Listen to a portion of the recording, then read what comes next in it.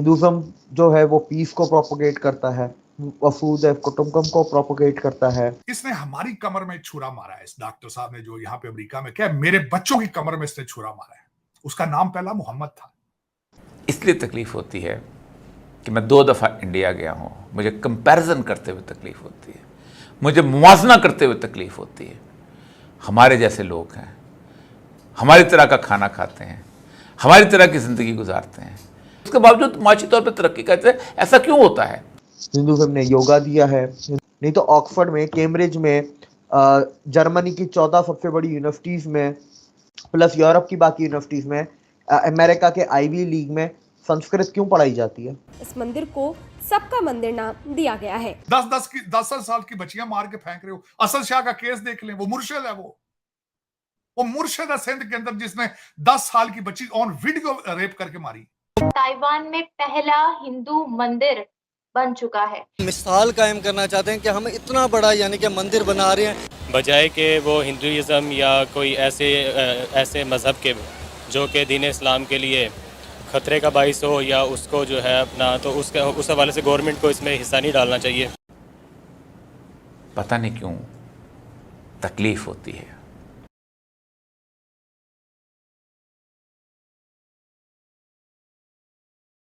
जय नमस्कार दोस्तों।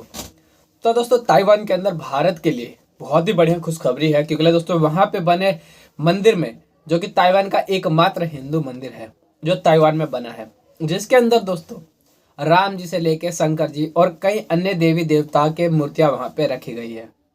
और दोस्तों जो ताइवान के अंदर रह रहे हैं जो हमारे हिंदू भाई बहन हैं दोस्तों, उन लोगों के लिए बहुत खुशी की बात है कि अब वो मंदिरों के अंदर जाके पूजा कर सकेंगे और वहां पर जाके दर्शन कर सकेंगे, जिससे हिंदुओं को बहुत अच्छा लगेगा। और दोस्तों ताइवान ने ये मंदिर इसलिए बनाया ताकि वो भारत के साथ अपनी दोस्ती की उदाहरण दे सके, जो कि हमारे भारत के लिए कितनी प्राउड वाली मूवमेंट वाली बात है, कितना गर्व करने वाली बात है कि ताइवान जैसे देश के अंदर दोस्तों हमारे लिए मंदिर बन रहा है, और वो भी पहला मंदिर है ताइवान के अंदर।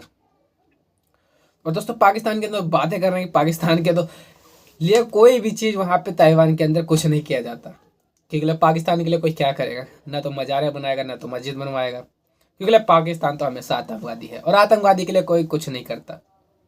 पाकिस्तान इतना गरीबी में रहता है, इतना ज़्यादा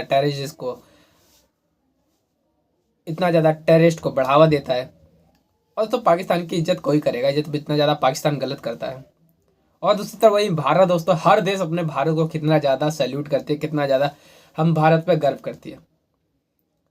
सो दोस्तों आइए देखते हैं कि पाकिस्तान का मीडिया का इसके ऊपर क्या रिएक्शन है। आपको अगर इनकी क्रिश्चियनिटी पसंद नहीं है, what the hell you doing here? अब क्या कर रहे हैं यहाँ पे? सऊदी अरब जाओ, दुरे मारन तो होते हो, जाओ सऊदी अरब, जहां आपके लिए नाम उन्होंने रखा है गरीब मस्कीन रफीक, उधर जाओ, यहां के लेने आते हो, उम्र फ्री करो जाके, यहां आ जाते हो क्रिश्चियन कंट्री में, और शर्म करो। इंग्लैंड के अंदर भी यही हालत है। वहां पे एक हमारा पाकिस्तानी लीडर वो खड़ा होकर मुसलसल कहता है कि हम लंदन का नाम चेंज करेंगे, हम इंग्लिस्तान का नाम चेंज करेंगे, यहां शरिया इन्फोर्स करेंगे। और जहां की तुम जम पालो, पहले वहां तो शरिया इन्फोर्स कर लो। जो मुल्क आपने इस्लाम के नाम पर बनाया, पहले वहां तो शरिया इन्फोर्स करो। वहां इस्लाम नाम की चीज ही कोई नहीं है। 10 साल की बच्चियां मार के फेंक रहे हो। असद शाह का केस देख लें, वो मुर्शिद है, वो मुर्शिद है सिंध के अंदर, जिसने 10 साल की बच्ची ऑन वीडियो रेप करके मारी, और उसके घर से 6-7 औरतें निकली, और उसको जस्टिस भी नहीं मिलेगा, क्योंकि अदालतें सारी सियासी हैं। अदालतों को स्वाय नवाज शरीफ और इस वक्त इमरान खान कुछ भी नजर नहीं आ रहा। और एक बात चीमा साहब, जिस सोसाइटी में ये सारा कुछ जो मैंने अभी आपको 5 मिनट में बताया, जब ये चीजें सोसाइटी में होती हैं, सोसाइटियां खत्म हो जाती हैं। You are collapsing as a society now. Country तो खत्म हो चुका है पहले, देयर इज नो कंट्री। आप पॉलिटिकल साइंस के हवाले से you cannot call yourself a country, क्योंकि बाउंड्रीज आपके कंट्रोल में नहीं है, आपकी रेट ऑफ गवर्नमेंट मौजूद नहीं है, सॉवरेंटी आपकी कोई नहीं है। अमेरिकन एम्बेसडर जाके कह रहा है इलेक्शन कराओ, नहीं तो मैं थप्पड़ मारूंगा तुम्हें। सॉवरेंटी किस चीज की है? You cannot call yourself a country anymore. I am so sad to say that. लेकिन now you are collapsing as a society. जिस तरह अभी मैंने आपसे थोड़ी देर पहले बात की, वो चावला साहब जो इलेक्टेड नहीं है, 15 साल से सिंध के अंदर एक्साइज के वो मिनिस्टर हैं, और जिस तरीके से अरबों की खरबों की उनकी करप्शन की गई है, आपका क्या ख्याल है? एजेंसियों को नहीं पता ये क्या हो रहा है? सब पता है, सब पता है, शामिल है, साथ शामिल है। और अब उनको नैब के लेटर जा रहे हैं, वजह क्या है? नैब अपना हिस्सा मांगना चाहती होगी उनसे। लेकिन बात यह है कि मैं हैरान हूं इस बात पे कि इतनी ग्रिप है, इतनी बड़ी फौज है, इतनी बड़ी एजेंसियां हैं और सारे मुसलमान हैं। कहने को सारे हम पाकिस्तानी हैं। डोमिसाइल, झूठे पासपोर्ट, फ्रॉड, और सबसे बड़ी बात है उन सारी एजेंसियों को चलाने वाले सारे बाहर के पड़े हुए हैं, क्योंकि हर 19वें ग्रेड का बंदा जो है CSS अफसर, वो अमेरिका या इंग्लैंड से डिग्री लेके गया हुआ टैक्स पेयर के खर्चे पे। आपका क्या ख्याल है? उन्हें सिस्टम का नहीं पता, उन्हें चीजों का नहीं पता।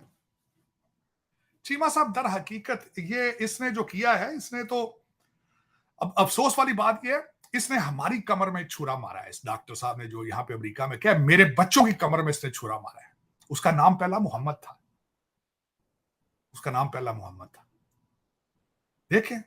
और उस बेगैरत को यही नहीं पता था ये इस्लाम नहीं है, उसको यही नहीं पता था ये इस्लाम नहीं है।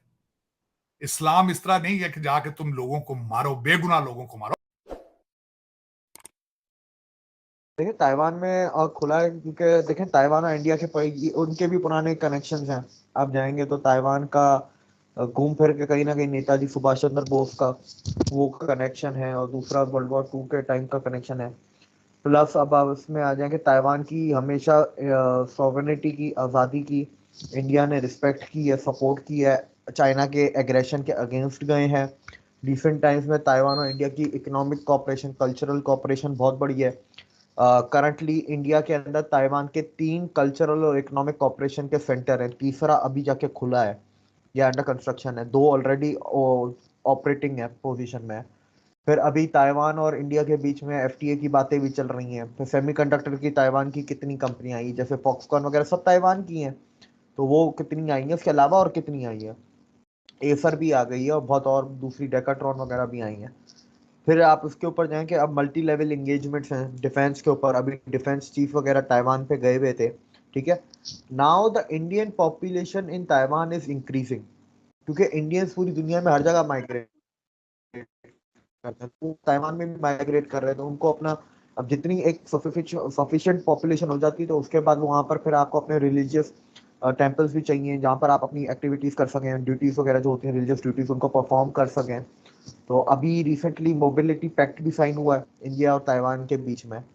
मोबिलिटी पैक्ट में कि ताइवान के लोग इंडिया आएंगे, इंडिया के लोग ताइवान जाएंगे, पढ़ने के लिए भी, काम करने के लिए भी, टूरिज्म के लिए भी, बिजनेस के लिए भी।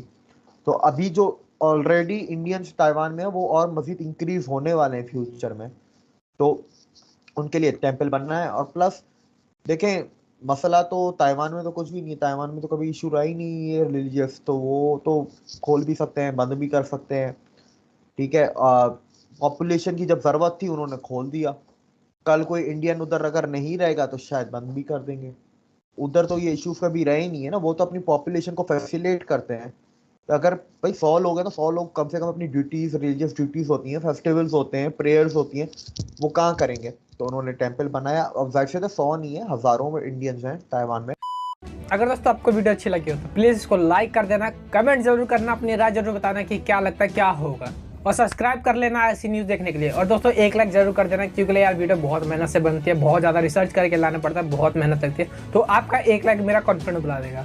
बाकी मिलता है अगली वीडियो में। जय हिंद, जय भारत।